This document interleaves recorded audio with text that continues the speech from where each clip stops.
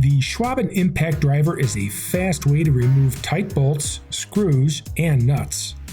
It's very effective for loosening seized and badly rusted fasteners that strip out when turned by hand.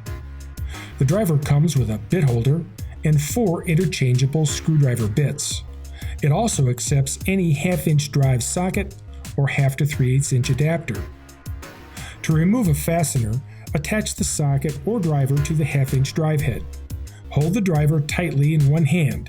Grab the driver grip, push, and turn clockwise if you want to tighten a bolt.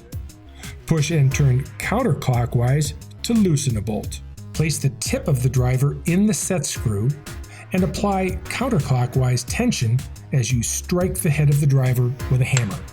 That's all there is to it.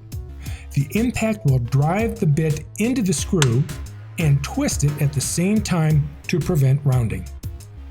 This simple but effective tool is great for removing stuck fasteners anywhere on your car, truck, or motorcycle.